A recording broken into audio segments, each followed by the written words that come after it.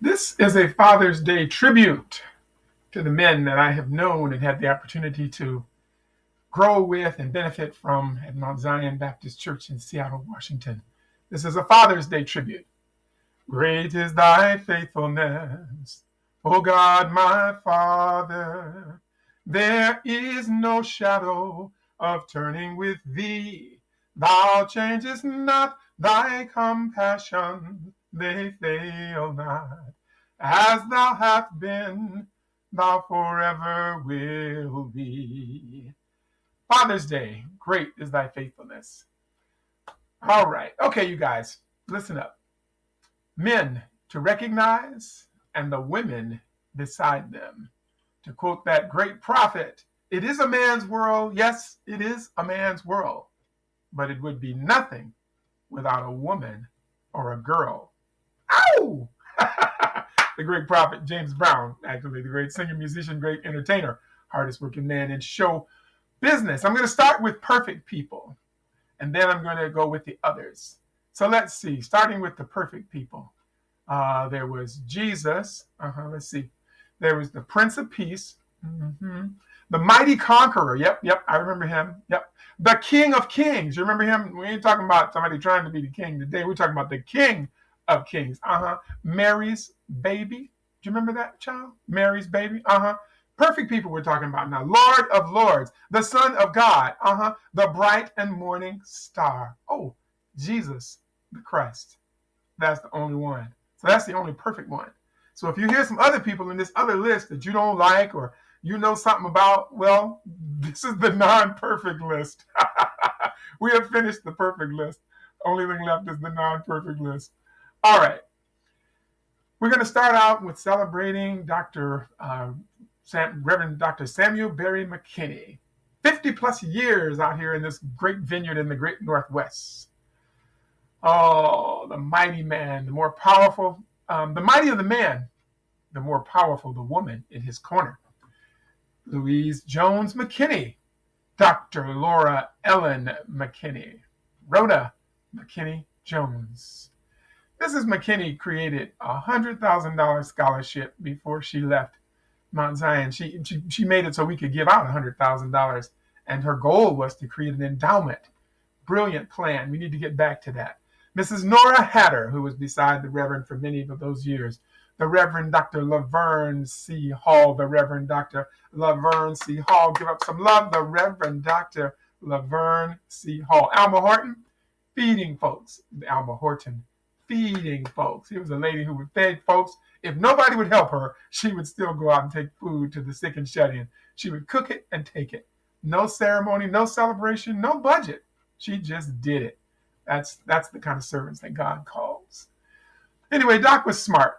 On Women's Day, Dr. McKinney would go up into the church balcony and hide way up in the back seat so they could not call him onto the stage. He wanted people to know that he was not going to get in their way, that he was not going to try to usurp the authority over women. Doc had great respect for women, as did Jesus the Christ. Oh, we miss those kind of people. All right. Early in Dr. McKinney's tenure in Seattle, he called for an all-school boycott. He had the whole school come to Mount Zion Baptist Church. He is also the guy who brought Dr. Martin Luther King to the great Seattle area before it was popular. Dr. McKinney left us a fully paid for church, now more than 125 years old, estimated at more than $50 million. He also left us with $500,000 in our charity fund. He said to grow a church, take care of people's children, and park their cars. He said a busy church is a tithing church. Give people things they love to do and let them explore their God-given ministries and watch them come and stay. Mrs. McKinney made sure that we had a children's nursery or a preschool program at the church. Other folks who supported the children, Anthony Smith, Doris Smith, Dr. Georgia McDade, Maxine Moore, Daphne Pegues, Carol Bell, Belinda Bell, and Dr. Karen Neighbors Jackson, my wife, Catherine Acox. The God gave Catherine Acox all the children, and he gave them to her at the point where most people are tired of them. He gave her the teenagers. Mrs. Acox works with the teenagers. Bless her soul. Anthony Smith used to do that also with her. All right. Dr. McKinney taught us in the Bible study class that I attended for 5 years with him at 7:30 in the morning, that a church gives 50% to charity. That's a whole lot of money. Boy, we couldn't get no other preachers to spell that. Dr. McKinney that's why he had all that money in the charity fund, because that money was to be given out to the sick, to the homeless, to people who were in need. Some people wanted to change that envelope so that that money could be used differently, but not that. Wrong. Haven't been right since. Lots of money we've paid for preachers. Little for evangelists and charity. No wonder the pews are fewer. He left us a constitution that inspired pastors, had new leaders. He left us a constitution that ensured that pastors had new leaders every 3 years, and thus no favorites. Everybody had to rotate. Nobody got to be the pastor's best friend, because new people were coming up every 3 years. True democracy. Some people started disobeying that rule. Things have not been right since. We need to rotate and let the new young people lead. Most recently, we had a rotation, and now we have beautiful, brilliant young people in high-ranking positions. We waited so long. They're not so young. They're in their 40s and plus. But praise the Lord that time is coming now. They've been able to step forward. So Brother Sam Smith, you can't say anything about Mount Zion Baptist Church without talking about Brother Sam Smith, Brotherhood first Black City Council president. Carl Smith, his son, Anthony Smith, Doris Smith. Doris Smith is the one who actually studied government administration in university. All right. The Reverend Frank and Mrs. Birdwell. Fred and Wadey Birdwell. I know Wadey's name is Irvin, but Wadey been so close to the Birdwell. Mrs. Birdwell claims him. He is the Birdwell child. A child told her mom the other day in church, they were visitors, and she said, the mom said that the child wanted to come to this church because they wanted to hear this kind of music. They had been going to a non-denominational church, and nothing wrong with that. God's got lots of different churches. But sometimes a little Black girl wants to hear some Black music, so she comes to church. So we are going to applaud Mrs. Phyllis Birdwell. Give it up, Mrs. Phyllis Birdwell. This lady has been playing the piano, classically trained, jazz church piano playing woman. This lady taught at the most gifted schools in the region, taught at Lakeside, maybe still teaches at the University of Washington. That's right, I'm keeping applauding, and you better be applauding with me, because this is a child of God who came to serve people, and that is all she has done her whole life. And we are blessed. We are blessed. We are blessed. In the words of the prophet James Brown, I already said that. It's a man's world, but it's nothing without a woman or a girl. It's nothing without the likes of people like this Miss Phyllis Birdwell.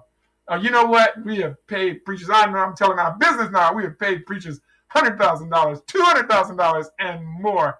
And yet this woman has been there through all of those people, through all of those transitions, through all of those changes. Oh, my goodness. If I was on one of them committees who decide who gets that kind of money, it would be her. It would be the faithful. Because great is thy faithfulness. Great is thy faithfulness. I know this is Men's Day, but real men love their women, and we love Mrs. Phyllis Birdwell. So anyway, all right, Chris Bennett, that's right, and Gloria Bennett. Chris Bennett and Gloria Bennett. Oh my goodness, let's give up some love. Let's give up some love. One time in one of the splits in the church, we were broke. We owned the building, so we were safe, but we didn't have no money because a whole bunch of people were gone. Chris Bennett stood up and gave $10,000. You know what? And I've heard he did that more than once. And you know what the real thing is? What the interesting thing? Gloria Bennett didn't object. Boy, if William Jackson had stood up and gave up $10,000, Karen Jackson might have had a heart attack up in the church. But Gloria completely supported Chris. Chris is an incredible man. He's been the National Black Media Award winner many, many times. Dr. McKinney would boom over his radio station every Sunday. The dumbest thing we ever done was stop being on the radio station because somebody got mad. The only Black radio station. Civil rights leader when it was absolutely dangerous, and the radio station would call out even when massa would force some otherwise good people astray. Oh, I don't want to leave out Dr. Charlie Walker. Dr. Charlie Walker. Dr. Charlie Walker was a black principal at the high school that had the most gifted kids and the most black folk. He had Garfield High School. He would stand in the door and shake their hands and hug the children as they came in the building. How about that? We don't want to say hi to kids, and yet here he was doing it long before it was popular, long before the media brought attention to it. He also insisted that all kids could take all of the gifted classes. That's right. In our building in Garfield, all the expensive classes with the $1 million computer lab and all kind of stuff was on the top floor, and that's where all the gifted kids were. And Dr. Walker insisted that all the kids could participate in everything. Got him in a lot of trouble, but it was important that he got it done. Yvonne Irving Carr. Yvonne Irving Carr. Too much to say. Too much to say. There's got to be a whole day just for her. Yvonne Irving Carr has helped to hold the church together through trying times. She got a posse, by the way, her sister, Sarah Dean.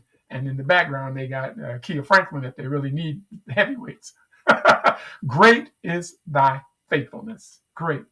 Brother Robert Haynes in the banking section. Wife, Melva Haynes. I can't say much about Brother Haynes because Brother Haynes is way smarter than me, and I never really understood what he did. I'm not a big finance guy. I know some things about money, but I never figured out how to become no millionaire. So I'll let other people praise those guys who know how to work that money. My wife says I give too much of it away.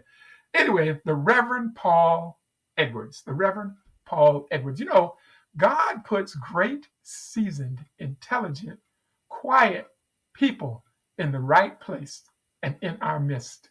He married the beautiful Mrs. Charles's daughter, Brenda Charles, now Brenda Charles Edwards. And yes, I was jealous. Yes, I love my wife still. Karen is a wonderful wife and I love her. But I was still jealous when he married Brenda Charles because that is one beautiful, brilliant young lady. And she too helps to hold the church together.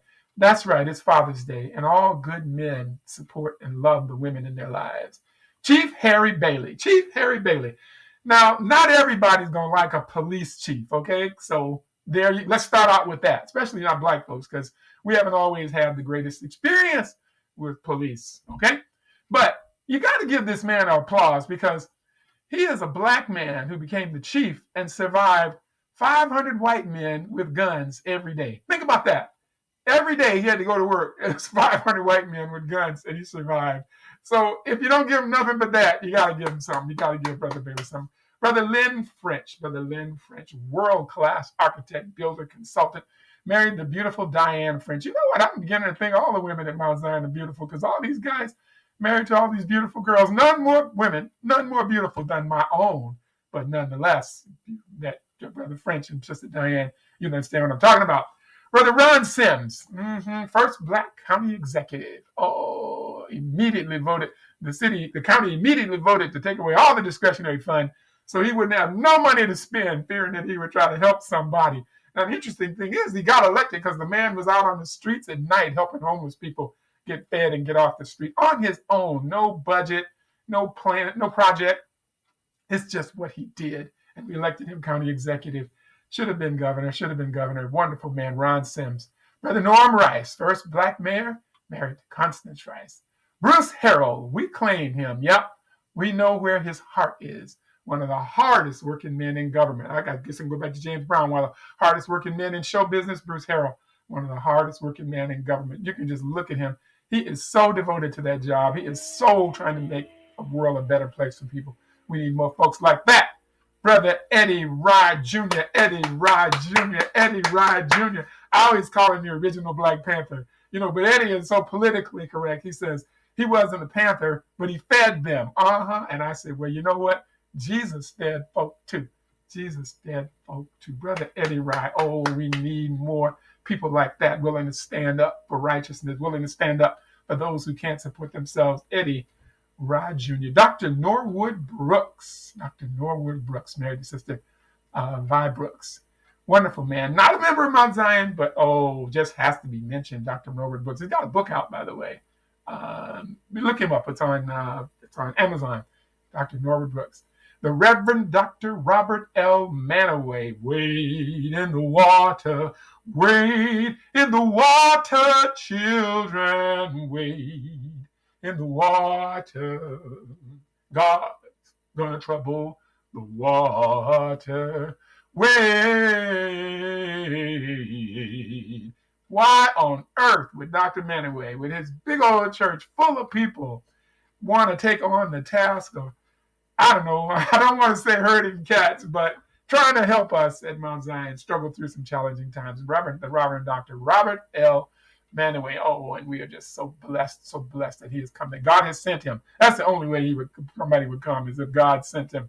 And all the magnificent preachers he has sent us. People say to me sometimes snidely, they say, "Who is your preacher?" And I tell them, well, Jesus is our real preacher, but Reverend Manaway has sent us some magnificent, wonderful young men, and we have been hearing nothing but some serious, good gospel ever since they've been coming through. God has offered each and every Sunday, and what a blessing. Any one of those young people could hold the house down. A holy smorgasbord of great gospel. Men and women. Dr. Julie Vaughn. Dr. Julie Vaughn. Boy, if you want to talk about somebody with the Holy Spirit, you got to come and hear the Reverend Dr. Julie Vaughn. That woman, she preached. I know this is Father's Day, but I'm not skipping Reverend Dr. Julie Vaughn. These preachers that Dr. Manaway send us, oh, they won't flirt with anybody at Mount Zion. They know the protocol. They're not even by accident will they get in trouble. They own their own homes. We don't have to buy them a home. We could take one of them. They like it here. Their wives like it here. They know it rains in Seattle. And most importantly, they know us. They know Mount Zion people. Jesus said, though, that a prophet in his own hometown is without honor. And so we march on. I know I missed some people. Yep, I can see some mad faces right now. And I'm sorry. Perhaps your favorite people. Charge it to my head and not to my heart. If I missed your favorite person, here's the thing. You get up and thank them. You tell them thank you for their service. One thing is certain. Everyone here, everyone still at Mount Zion, loves Mount Zion. Because we've had plenty, everybody's had plenty of opportunity to leave, and sometimes had reason. Yet, great is thy faithfulness, great is thy faithfulness. Morning by morning, new mercies I see. Father's Day tribute. Thank you for listening. This has been Willie D.J., William David Jackson, Mount Zion Baptist Church.